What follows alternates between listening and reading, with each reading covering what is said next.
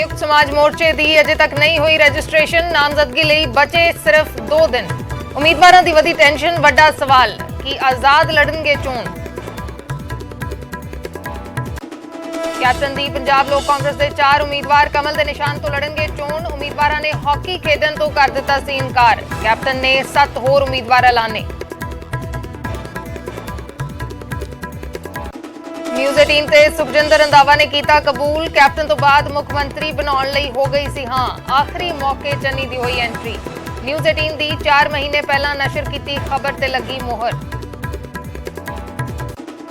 थोड़ी देर च अमृतसर च केजरीवाल की प्रेस कॉन्फ्रेंस। कल जलंधर च शहरियां नूं दित्तियां सन 10 गारंटियां। साफ सफाई तो लैके बेहतर सेहत सिक्ख्या देण दा कीता सी वादा। राम रहीम खिलाफ चार्जशीट दाखिल किए जाने ते भड़किया डेरा सिरसा। बयान जारी करके कहा चोणां च फायदे लई डेरे नूं कीता जा रहा बदनाम। असल दोषियों नूं फड़न दी थां सियासत कर रही सरकार। जम्मू कश्मीर च सुरक्षा बलों के जवानों नूं वड्डी कामयाबी। 2 वख-वख एनकाउंटर्स च जैश कमांडर जाहिद वाणी समेत 5 अतवादी ढेर। 1 पुलिसकर्मी शहीद।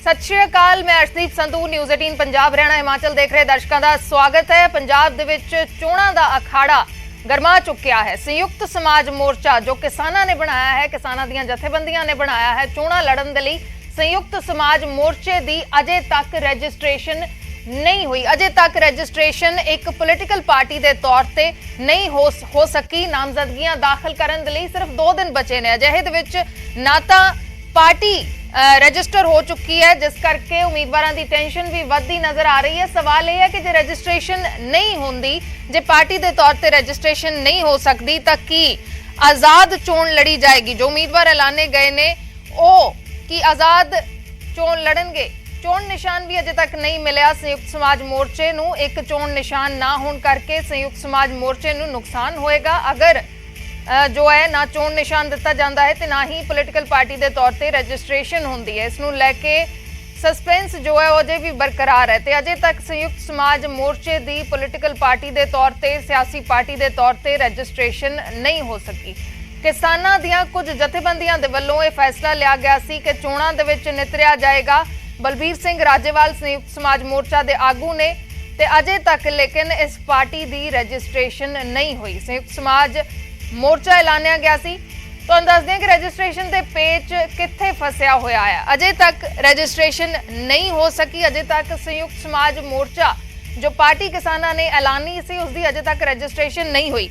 इलैक्शन कमीशन ने खामियां दस के जो एप्लीकेशन सी उसनूं वापस भेज दिता सी। किसानां ने उस तो बाद दुरुस्त करके एप्लीकेशन नूं मुड़ जमा करवाया सी। उम्मीद जताई सी कि हुण जिहड़ा है उन्हां दी पोलिटिकल पार्टी रजिस्टर हो जाएगी या फिर उन्हां नूं चोण निशान घट्टो घट्ट दे दिता जाएगा। लेकिन अजे तक इलैक्शन कमीशन दे वल्लों फाइनल जवाब इस ते नहीं आया। तो रजिस्ट्रेशन ना होने करके संयुक्त समाज मोर्चे के उम्मीदवार दुचित्ती दे विच ने।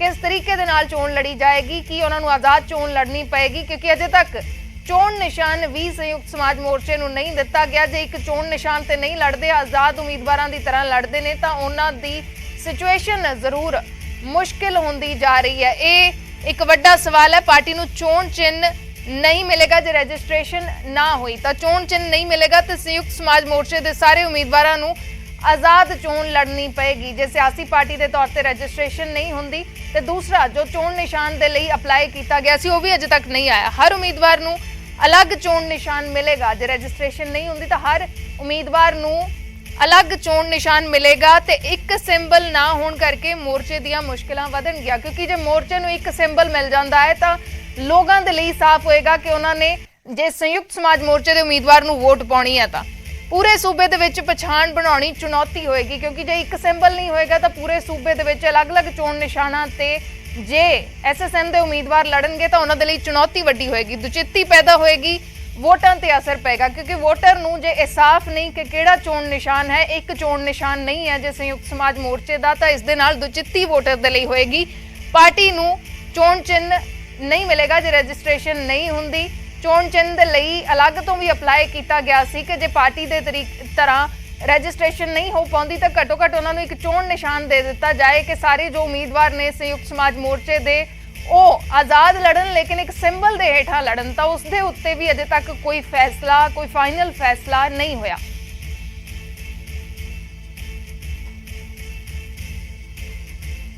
ਇੱਕ ਵੱਡੀ ਚੁਣੌਤੀ ਸੰਯੁਕਤ ਸਮਾਜ ਮੋਰਚੇ ਦੇ ਲਈ, ਵੱਡੀਆਂ ਚੁਣੌਤੀਆਂ ਸਾਹਮਣੇ ਨੇ, ਕਿਉਂਕਿ ਸੰਯੁਕਤ ਸਮਾਜ ਮੋਰਚਾ ਅਜੇ ਤੱਕ ਸਿਆਸੀ ਪਾਰਟੀ ਦੇ ਤੌਰ ਤੇ ਰਜਿਸਟਰ ਨਹੀਂ ਹੋ ਪਾਇਆ ਤੇ ਨਾ ਹੀ ਚੋਣ ਨਿਸ਼ਾਨ ਸੰਯੁਕਤ ਸਮਾਜ ਮੋਰਚੇ ਨੂੰ ਦਿੱਤਾ ਗਿਆ ਹੈ। ਜਿਹੜਾ ਸੀ ਸਿੰਬਲ ਨਹੀਂ ਹਾਲੇ ਤੇ ਕਲੀਅਰ ਕਰ ਰਹੇ। ਰਜਿਸਟ੍ਰੇਸ਼ਨ ਸਾਡੀ ਆਲਮੋਸਟ ਸਾਰਾ ਕੰਪਲੀਟ ਹੋ ਗਈ ਸੀ, ਕੋਈ ਆਬਜੈਕਸ਼ਨ ਨਹੀਂ ਸੀ। ਜਾਣਬੁੱਝ ਕੇ ਡਿਲੇ ਕਰਨ ਨੂੰ ਫਿਰ ਇਹਨਾਂ ਨੇ, ਆਮ ਆਦਮੀ ਪਾਰਟੀ ਵਾਲਿਆਂ ਨੇ ਇੱਥੇ ਪ੍ਰੈਸ ਕਾਨਫਰੰਸ ਕੀਤੀ ਔਰ ਇਹਨਾਂ ਨੇ ਪ੍ਰੈਸ਼ਰਾਈਜ਼ ਕੀਤਾ ਇਲੈਕਸ਼ਨ ਕਮਿਸ਼ਨ ਨੂੰ, ਮੁੜ ਕੇ ਆਬਜੈਕਸ਼ਨ ਲਾ ਕੇ ਭੇਜਤੀ। ਅਸੀਂ ਆਬਜੈਕਸ਼ਨ ਰਿਮੂਵ ਵੀ ਕਰਤੇ ਤੇ ਸਾਨੂੰ ਕੀ ਬੈਨੀਫਿਟ ਦਿੱਤਾ ਜੀ? ਜਿਹੜਾ ਕੇਂਦਰ ਸਰਕਾਰ ਕਹਿੰਦੀ ਹੈ ਇਹਨਾਂ ਨੂੰ ਕੋਈ ਰਿਆਇਤ ਦੇ ਦਿਓ। ਕਿਹੜੀ ਰਿਆਇਤ ਦਿੱਤੀ ਹੈ? ਸਿੰਬਲ ਦਾ ਕੇਸ ਸਾਡਾ ਨਹੀਂ ਕਲੀਅਰ ਕਰਦੇ। ਇਹ ਸਰਕਾਰ ਦਾ ਕੀ ਹੈ? ਮੈਨੂੰ ਤਾਂ ਇਹ ਲੱਗਦਾ ਹੈ ਵੀ ਜਿਹੜਾ ਇਲੈਕਸ਼ਨ ਕਮਿਸ਼ਨ ਹੈ ਉਹ ਇੰਪਾਰਸ਼ੀਅਲ ਨਹੀਂ ਹੈ।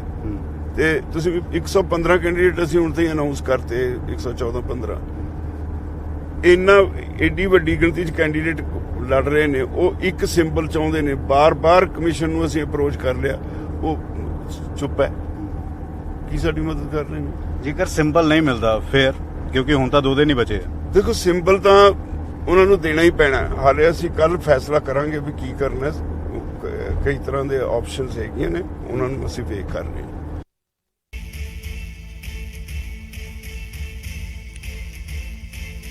ਤਾਂ ਸਿਆਸੀ ਪਾਰਟੀ ਦੇ ਤੌਰ ਤੇ ਅਜੇ ਤੱਕ ਮੋਰਚਾ ਰਜਿਸਟਰ ਨਹੀਂ ਹੋ ਪਾਇਆ ਸੰਯੁਕਤ ਸਮਾਜ ਮੋਰਚਾ, ਤੇ ਨਾ ਹੀ ਮੋਰਚੇ ਨੂੰ ਇੱਕ ਚੋਣ ਨਿਸ਼ਾਨ ਅਜੇ ਤੱਕ ਦਿੱਤਾ ਗਿਆ ਹੈ। ਮੁਸ਼ਕਲਾਂ ਜ਼ਰੂਰ ਮੋਰਚੇ ਦੇ ਲਈ ਵੱਧ ਰਹੀਆਂ ਨੇ, ਕਿਉਂਕਿ ਵੋਟਰਾਂ ਦੇ ਲਈ ਦੁਚਿੱਤੀ ਪੈਦਾ ਹੋ ਜਾਂਦੀ ਹੈ। ਰਵਨੀਤ ਬਰਾੜ ਜੁੜੇ ਨੇ ਸਾਡੇ ਨਾਲ ਸੰਯੁਕਤ ਸਮਾਜ ਮੋਰਚਾ ਤੋਂ, ਮੋਹਾਲੀ ਤੋਂ ਮੋਰਚੇ ਦੇ ਕੈਂਡੀਡੇਟ ਵੀ ਨੇ। ਰਵਨੀਤ ਜੀ, ਸਵਾਗਤ ਹੈ ਨਿਊਜ਼ 18 ਪੰਜਾਬ ਤੇ।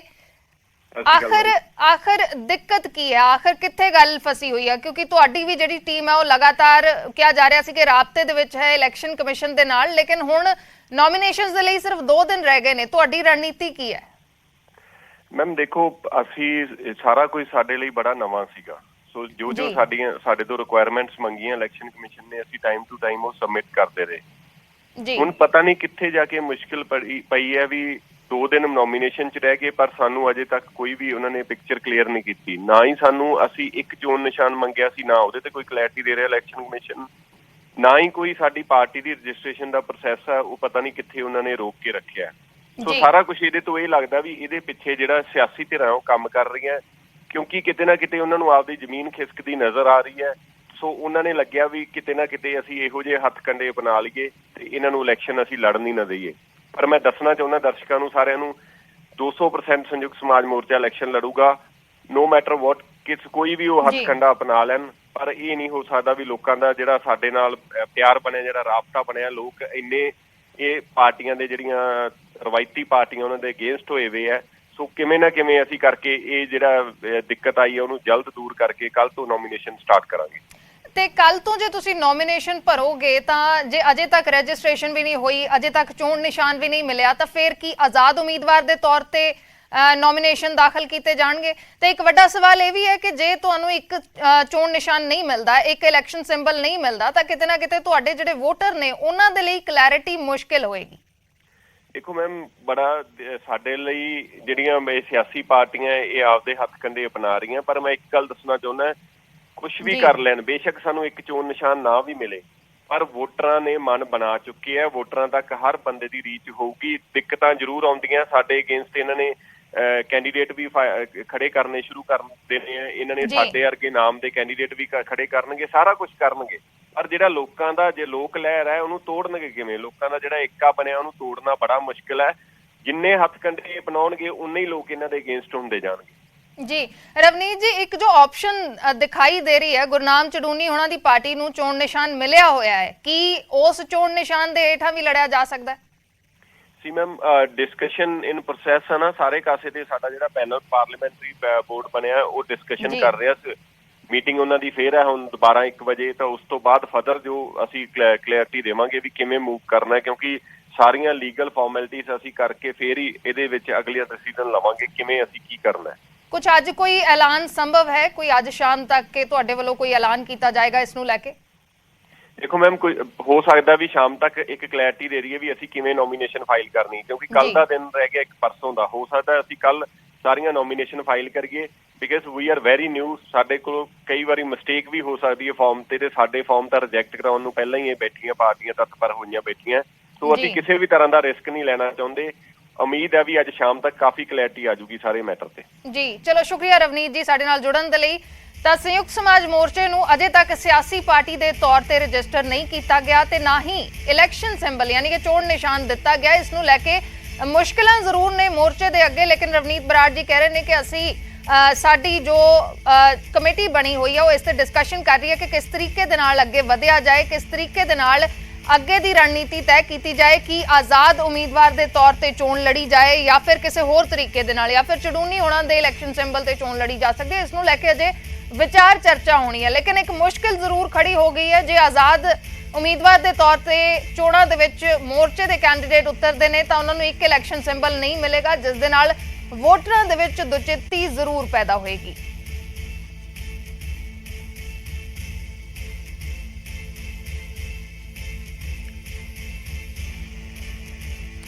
ਤੇ ਬਲਬੀਰ ਰਾਜੇਵਾਲ ਤੇ ਉਹਨਾਂ ਦੀ ਪਾਰਟੀ ਸੰਯੁਕਤ ਕਿਸਾਨ ਮੋਰਚੇ ਦੇ ਨਿਸ਼ਾਨੇ ਤੇ ਹੈ। ਕਿਸਾਨ ਆਗੂਆਂ ਨੇ ਇਲਜ਼ਾਮ ਲਾਇਆ ਹੈ ਕਿ ਮੋਰਚੇ ਨੂੰ ਤਬਾਹ ਕਰਨ ਦੇ ਲਈ ਹੀ ਕੁਝ ਜਥੇਬੰਦੀਆਂ ਨੇ ਸਿਆਸੀ ਪਾਰਟੀ ਬਣਾਈ ਹੈ, ਤਾਂ ਦੂਸਰੇ ਪਾਸੇ ਰਾਜੇਵਾਲ ਨੇ ਇਸ ਤੇ ਪਲਟਵਾਰ ਕੀਤਾ ਹੈ ਕਿ ਆਗੇ ਮੋਰਚੇ ਦੇ ਜ਼ਿਆਦਾਤਰ ਆਗੂ ਤਾਂ ਖੁਦ ਸਿਆਸੀ ਪਾਰਟੀਆਂ ਦੇ ਨਾਲ ਜੁੜੇ ਹੋਏ ਨੇ।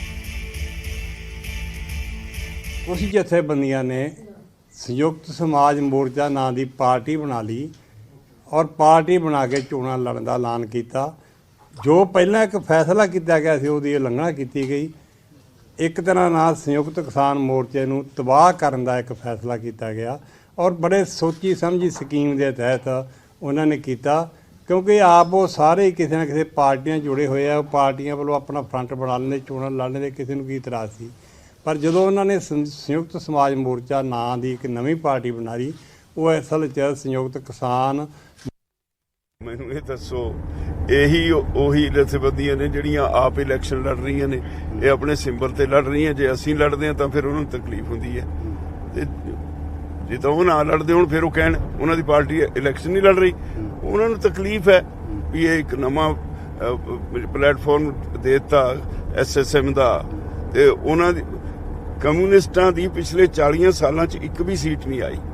ਉਹਨਾਂ ਦੀ ਇਹਨਾਂ ਗੱਲਾਂ ਤਾਂ ਚੋਣਾਂ ਨੂੰ ਲੈ ਕੇ ਸੰਯੁਕਤ ਕਿਸਾਨ ਮੋਰਚੇ ਤੇ ਸੰਯੁਕਤ ਸਮਾਜ ਮੋਰਚੇ ਦੇ ਵਿਚਾਲੇ ਵਿਵਾਦ ਜ਼ਰੂਰ ਸ਼ੁਰੂ ਹੋ ਗਿਆ। ਦੋਹਾਂ ਮੋਰਚਿਆਂ ਦੇ ਵਿਚਾਲੇ ਜ਼ੁਬਾਨੀ ਜੰਗ ਤੇਜ਼ ਹੋ ਗਈ ਹੈ ਤੇ ਲੜਾਈ ਹੁਣ ਨਿੱਜੀ ਹਮਲਿਆਂ ਤੱਕ ਵੀ ਪਹੁੰਚ ਗਈ ਹੈ। ਮੋਰਚਾ ਨਹੀਂ ਚਲਾਇਆ। ਮੈਂ ਉੱਥੇ ਕਈ ਬਜ਼ੁਰਗ ਸੀ ਜਿਹਨਾਂ ਤੋਂ ਤੁਰੇ ਆਈਆਂ ਤਾਂ ਫੜ ਕੇ ਕਹਿੰਦਾ ਜੀ ਤੁਹਾਨੂੰ ਦੇਖ ਕੇ ਸਾਨੂੰ ਹੌਸਲਾ ਮਿਲਦਾ। ਜਿਹੜੇ ਲੋਕ ਅੜ ਕੇ ਬੈਠੇ ਸੀਗੇ ਵੀ ਅਸੀਂ ਜਾਂ ਸਾਡੀਆਂ ਲਾਸ਼ਾਂ ਜਾਣਗੀਆਂ ਤੇ ਜਾਂ ਅਸੀਂ ਜਿੱਤ ਕੇ ਜਾਵਾਂਗੇ, ਉਹਨਾਂ ਕਰਕੇ ਮੋਰਚਾ ਸੀਗਾ। ਰਾਜੇਵਾਲ ਕਦੇ ਵੀ ਕਿਸੇ ਲੈਫਟ ਜਥੇਬੰਦੀ ਦਾ ਪਾਰਟ ਨਹੀਂ ਰਿਹਾ। ਰਾਜੇਵਾਲ ਆਪਣੀ ਜਥੇਬੰਦੀ ਦੇ ਬਲਬੂਤੇ 2017 ਤੋਂ ਇਹ ਅੰਦੋਲਨ ਲੜਦਾ ਰਿਹਾ। ਉਸ ਵੇਲੇ ਜਦੋਂ ਇਹ ਲੈਫਟ ਵਾਲੇ ਸੀ ਜਿਹੜੇ ਕਹਿੰਦੇ ਸੀ ਮੰਡੀ ਤੋੜ ਦਿਓ, ਜਿਹੜੇ ਕਹਿੰਦੇ ਸੀ ਆੜਤੀ ਰਹਿਣਾ ਨਹੀਂ ਚਾਹੀਦਾ, ਮੈਂ ਇਹਨਾਂ ਨੂੰ ਕਹਿੰਦਾ ਸੀ ਵੀ ਆੜਤੀ ਜੋ ਗਲਤੀਆਂ ਕਰਦਾ ਉਹਦੇ ਸੁਧਾਰ ਕਰੋ। ਆੜਤੀ ਜੇ ਕੱਢਤਾ ਤਾਂ ਮੰਡੀ ਨਹੀਂ ਬਚਣੀ, ਮੰਡੀ ਨਹੀਂ ਬਚਣੀ, ਪੰਜਾਬ ਮਰ ਜਾਏਗਾ। ਤੋ ਇਹ ਫਿਰ ਸਾਰਾ ਕੁਝ ਤਾਂ ਸ਼ੁਰੂਆਤ ਤਾਂ ਮੇਰੀ ਕੀਤੀ ਹੋਈ ਸੀ। ਹੁਣ ਅੱਜ ਆ ਕੇ ਉਸ ਵੇਲੇ ਤਾਂ ਨੈਗੋਸ਼ੀਏਸ਼ਨਸ ਵਿੱਚ ਕਿੱਥੇ ਬਹਿੰਦੇ ਸੀ ਜੀ ਅੱਗੇ, ਫਿਰ ਉਸ ਵੇਲੇ ਮੇਰੀ ਡਿਊਟੀ ਲੱਗਦੀ ਸੀ। ਚਲੋ ਮੈਂ ਉਹ ਨਹੀਂ ਕਲੇਮ ਕਰਦਾ, ਪਰ ਅਸਲੀਅਤ ਇਹ ਹੈ ਬਈ ਹੁਣ ਕੁਝ ਲੋਕਾਂ ਨੂੰ ਤਕਲੀਫ ਹੈ ਜਿਨ੍ਹਾਂ ਦਾ 40 ਸਾਲਾਂ 'ਚ ਕੁਝ ਨਹੀਂ ਬਣਿਆ।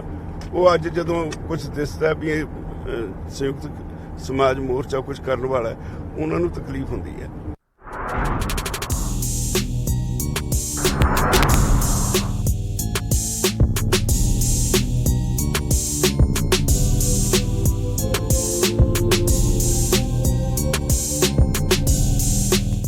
Marbella Grand, Chandigarh and Mohali's most premium residential project.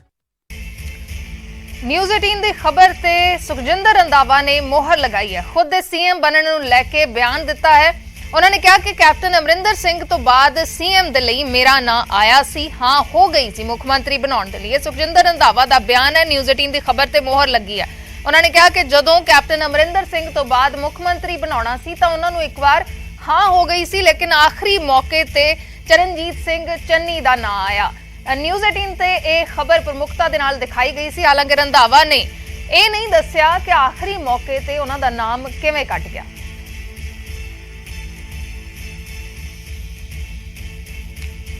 Sukhjinder Randhawa ਨੇ ਨਿਊਜ਼ 18 ਦੇ ਉੱਤੇ ਕਬੂਲਿਆ ਹੈ ਕਿ ਉਹਨਾਂ ਦਾ ਨਾਮ ਫਾਈਨਲ ਹੋ ਗਿਆ ਸੀ ਸੀਐਮ ਦੇ ਲਈ ਕੈਪਟਨ ਅਮਰਿੰਦਰ ਸਿੰਘ ਤੋਂ ਬਾਅਦ, ਲੇਕਿਨ ਬਾਅਦ ਦੇ ਵਿੱਚ ਚਰਨਜੀਤ ਸਿੰਘ ਚੰਨੀ ਦਾ ਨਾਮ ਆਇਆ ਤਾਂ ਸੁਖਜਿੰਦਰ ਰੰਧਾਵਾ ਨੂੰ ਹਾਂ ਵੀ ਹੋ ਗਈ ਸੀ ਮੁੱਖ ਮੰਤਰੀ ਬਣਨ ਦੇ ਲਈ। ਇਹ ਖਬਰ ਨਿਊਜ਼ 18 ਨੇ ਉਸ ਵੇਲੇ ਪ੍ਰਮੁਖਤਾ ਦੇ ਨਾਲ ਵਿਖਾਈ ਸੀ, ਲੇਕਿਨ ਬਾਅਦ ਦੇ ਵਿੱਚ ਚਰਨਜੀਤ ਸਿੰਘ ਚੰਨੀ ਪਿਕਚਰ ਦੇ ਵਿੱਚ ਆ ਗਏ।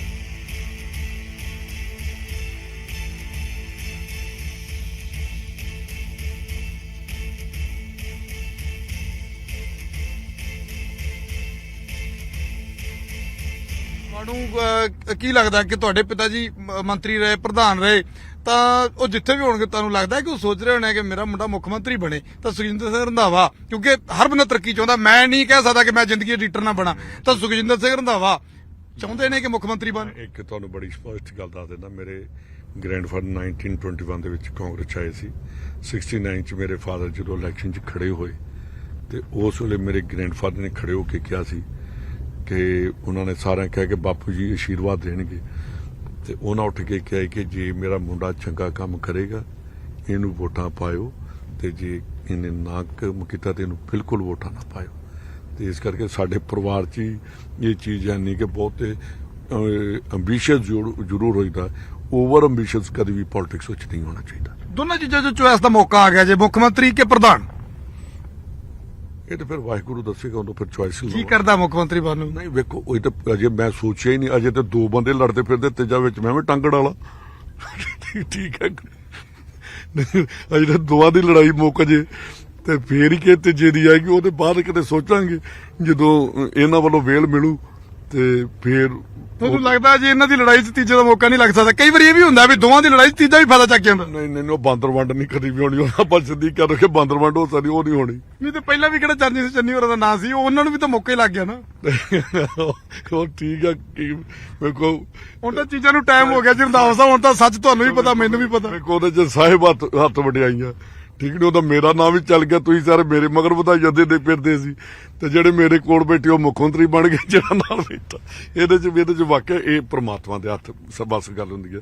ਪ੍ਰਮਾਤਮਾ ਜਿਹਦੇ ਤੇ ਕਰੇਗਾ, ਮੈਂ ਬੜਾ ਗੁਰੂ ਮਹਾਰਾਜ ਦੇ ਭਾਣੇ 'ਚ ਚੱਲਣ ਵਾਲਾ ਬੰਦਾ। ਰੰਧਾਵਾ ਸਾਹਿਬ ਚਲੋ ਹੁਣ ਦੇਖੋ ਵੋਟਾਂ ਜਮਾਂ ਸਿਰ ਤੇ ਨੇ, ਇਸ ਗੱਲ ਨੂੰ ਲੈ ਕੇ ਤੁਸੀਂ ਚਲੋ ਪੋਲੀਟੀਕਲੀ ਡਿਨਾਈ ਕਰਨੀਆਂ ਵੀ ਪੈਂਦੀਆਂ ਨੇ ਚੀਜ਼ਾਂ, ਪਰ ਸਾਡੇ ਦਰਸ਼ਕ ਜ਼ਰੂਰ ਤੁਹਾਡੇ ਮੂੰਹ ਅੱਜ ਉਹ ਸੱਚ ਜਾਣਨਾ ਚਾਹੁੰਦੇ ਨੇ ਕਿ ਸੁਖਜਿੰਦਰ ਸਿੰਘ ਰੰਧਾਵਾ ਨੂੰ ਇੱਕ ਵਾਰੀ ਮੁੱਖ ਮੰਤਰੀ ਦੀ ਯੈਸ ਹੋ ਗਈ ਸੀ।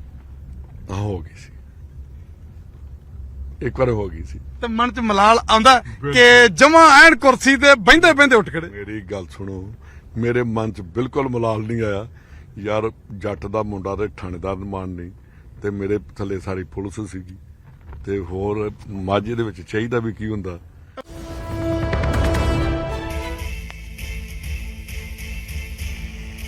ਤਾਂ ਨਿਊਜ਼ 18 ਦੀ ਖਬਰ ਤੇ ਸੁਖਜਿੰਦਰ ਰੰਧਾਵਾ ਨੇ ਮੋਹਰ ਲਗਾਈ ਹੈ। ਖੁਦ ਦੇ ਸੀਐਮ ਬਣਨ ਨੂੰ ਲੈ ਕੇ ਉਹਨਾਂ ਨੇ ਬਿਆਨ ਦਿੱਤਾ ਹੈ ਕਿ ਕੈਪਟਨ ਅਮਰਿੰਦਰ ਸਿੰਘ ਤੋਂ ਬਾਅਦ ਉਹਨਾਂ ਨੂੰ ਮੁੱਖ ਮੰਤਰੀ ਦੀ ਕੁਰਸੀ ਦੇ ਲਈ ਹਾਂ ਕਰ ਦਿੱਤੀ ਗਈ ਸੀ, ਲੇਕਿਨ ਬਾਅਦ ਦੇ ਵਿੱਚ ਪਿਕਚਰ ਦੇ ਵਿੱਚ ਚਰਨਜੀਤ ਸਿੰਘ ਚੰਨੀ ਆਏ, ਲੇਕਿਨ ਉਹਨਾਂ ਨੂੰ ਹਾਂ ਜ਼ਰੂਰ ਕੀਤੀ ਗਈ ਸੀ। ਨਿਊਜ਼ 18 ਨੇ ਉਸ ਵੇਲੇ ਖਬਰ ਪ੍ਰਮੁਖਤਾ ਦੇ ਨਾਲ ਵਿਖਾਈ ਸੀ, ਲੇਕਿਨ ਬਾਅਦ ਦੇ ਵਿੱਚ ਚਰਨਜੀਤ ਸਿੰਘ ਚੰਨੀ ਮੁੱਖ ਮੰਤਰੀ ਬਣੇ, ਲੇਕਿਨ ਉਸ ਵੇਲੇ ਜੋ ਨਸ਼ਰ ਕੀਤੀ ਸੀ ਖਬਰ ਨਿਊਜ਼ 18 ਨੇ, ਉਸ ਤੇ ਮੋਹਰ ਲਗਾਈ ਹੈ ਸੁਖਜਿੰਦਰ ਰੰਧਾਵਾ ਨੇ। ਕਿਹਾ ਕਿ ਆਖਰੀ ਮੌਕੇ ਸੀਐਮ ਦੇ ਲਈ ਚਰਨਜੀਤ ਸਿੰਘ ਚੰਨੀ ਦਾ ਨਾਂ ਆਇਆ, ਲੇਕਿਨ ਉਸ ਤੋਂ ਪਹਿਲਾਂ ਸੁਖਜਿੰਦਰ ਰੰਧਾਵਾ ਨੂੰ ਮੁੱਖ ਮੰਤਰੀ ਦੇ ਲਈ ਹਾਂ ਹੋਈ ਸੀ।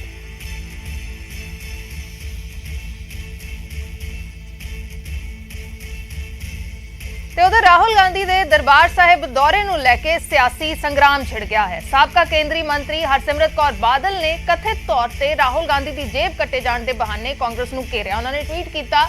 ਟਵੀਟ ਕਰਕੇ ਹਰਸਿਮਰਤ ਕੌਰ ਬਾਦਲ ਨੇ ਲਿਖਿਆ ਕਿ ਸ਼੍ਰੀ ਹਰਮੰਦਰ ਸਾਹਿਬ ਦੇ ਵਿੱਚ ਰਾਹੁਲ ਗਾਂਧੀ ਦੀ ਜੇਬ किसने कट्टी है। ट्वीट किया है तो अगे लिखते हैं कि की चरणजीत सिंह चन्नी ने कट्टी, नवजोत सिद्धू ने या फिर सुखजिंदर रंधावा ने। सिर्फ ਇਹ 3 ਲੋਕ ਸਨ ਜਿਨ੍ਹਾਂ ਨੂੰ ਜ਼ੈਡ ਸੁਰੱਖਿਆ ਨੇ ਰਾਹੁਲ ਗਾਂਧੀ ਦੇ ਨੇੜੇ ਜਾਣ ਦੀ ਇਜਾਜ਼ਤ ਦਿੱਤੀ ਸੀ, ਜਾਂ ਫਿਰ ਬੇਅਦਬੀ ਦੀਆਂ ਘਟਨਾਵਾਂ ਤੋਂ ਬਾਅਦ ਸਾਡੇ ਸਭ ਤੋਂ ਪਵਿੱਤਰ ਸਥਾਨ ਨੂੰ ਬਦਨਾਮ ਕਰਨ ਦੀ ਇੱਕ ਹੋਰ ਕੋਸ਼ਿਸ਼ ਹੈ। ਹਰਸਿਮਰਤ ਕੌਰ ਬਾਦਲ ਨੇ ਟਵੀਟ ਕੀਤਾ ਹੈ।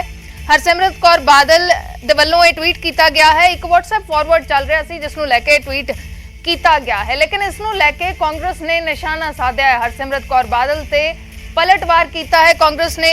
ਰਣਦੀਪ ਸੁਰਜੇਵਾਲਾ ਦੇ ਵੱਲੋਂ ਟਵੀਟ ਕਰਕੇ ਲਿਖਿਆ ਗਿਆ ਕਿ ਹਰਸਿਮਰਤ ਜੀ ਜਦੋਂ ਅਜਿਹਾ ਹੋਇਆ ਹੀ ਨਹੀਂ ਤਾਂ ਝੂਠੀਆਂ ਖਬਰਾਂ ਫੈਲਾਉਣਾ ਪਵਿੱਤਰ ਗੁਰੂ ਘਰ ਦੀ ਬੇਅਦਬੀ ਹੈ। ਰਣਦੀਪ ਸੁਰਜੇਵਾਲਾ ਕਹਿ ਰਹੇ ਨੇ ਕਿ ਚੁਣਾਵੀ ਵਿਰੋਧ ਚੱਲੇਗਾ, ਪਰ ਤੁਹਾਨੂੰ ਜ਼ਿੰਮੇਵਾਰੀ ਤੇ ਸਿਆਣਪ ਦਿਖਾਉਣੀ ਚਾਹੀਦੀ ਹੈ। ਮੋਦੀ ਸਰਕਾਰ ਦੇ ਮੰਤਰੀ ਮੰਡਲ ਦੇ ਵਿੱਚ ਬੈਠ ਕੇ ਇਹ ਰਣਦੀਪ ਸੁਰਜੇਵਾਲਾ ਲਿਖ ਰਹੇ ਨੇ, ਕਾਲੇ ਕਾਨੂੰਨਾਂ ਤੇ ਮੋਹਰ ਲਾਉਣਾ ਲਾਜ਼ਮੀ ਤੌਰ ਤੇ ਕਿਸਾਨਾਂ ਦੀਆਂ ਜੇਬਾਂ ਕੱਟਣ ਦੇ ਬਰਾਬਰ ਹੈ। ਤਾਂ ਪਲਟਵਾਰ ਕਰ ਰਹੇ ਨੇ ਹਰਸਿਮਰਤ ਕੌਰ ਬਾਦਲ ਤੇ ਰਣਦੀਪ ਸੁਰਜੇਵਾਲਾ। ਕਥਿਤ ਤੌਰ ਤੇ ਇੱਕ WhatsApp ਫਾਰਵਰਡ ਇੱਕ ਮੈਸੇਜ ਜੋ ਫਾਰਵਰਡ ਹੋ ਰਿਹਾ ਸੀ ਕਿ ਰਾਹੁਲ ਗਾਂਧੀ ਦੀ ਦਰਬਾਰ ਸਾਹਿਬ ਦੇ ਵਿੱਚ ਜੇਬ ਕੱਟੀ ਗਈ ਹੈ, ਉਸ ਨੂੰ ਲੈ ਕੇ ਹਰਸਿਮਰਤ ਕੌਰ ਬਾਦਲ ਨੇ ਟਵੀਟ ਕੀਤਾ। ਪੁੱਛਿਆ ਕਿ ਕਿਸਨੇ ਜੇਬ ਕੱਟੀ ਰਾਹੁਲ ਗਾਂਧੀ ਦੀ, ਚਰਨਜੀਤ ਚੰਨੀ ਨੇ, ਨਵਜੋਤ ਸਿੱਧੂ ਨੇ ਜਾਂ ਫਿਰ ਸੁਖਜਿੰਦਰ ਰੰਧਾਵਾ ਨੇ। ਕਿਹਾ ਕਿ ਦਰਬਾਰ ਸਾਹਿਬ ਨੂੰ ਬਦਨਾਮ ਕਰਨ ਦੀ ਸਾਜ਼ਿਸ਼ ਹੈ। ਤਾਂ ਰਣਦੀਪ ਸੁਰਜੇਵਾਲਾ ਨੇ ਇਸ ਤੇ ਪਲਟਵਾਰ ਕੀਤਾ ਹੈ।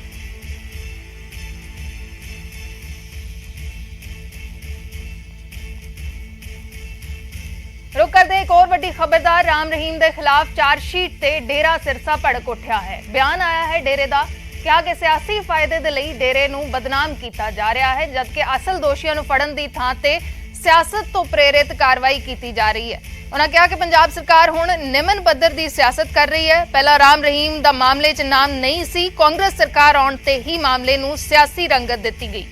क्या कि सियासी इशारे ते डेरे खिलाफ इल्जाम लगाए जा रहे हैं, सियासत की जा रही है। इस पूरे मसले दे विच डेरे का यह इल्जाम है। राम रहीम ते चार्जशीट के मसले च डेरे का यह बयान आया है। कहा कि राम रहीम का तो मामले दे विच नाम भी नहीं सी, कांग्रेस की सरकार आउण तो बाद इस पूरे मसले ते सियासत की जा रही है।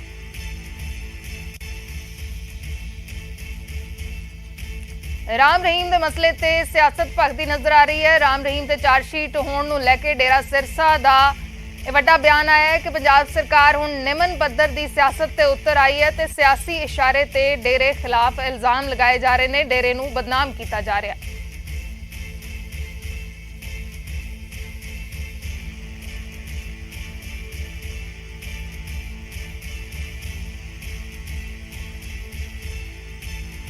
फिलहाल एक छोटे जे ब्रेक दे लिए रुकते हैं।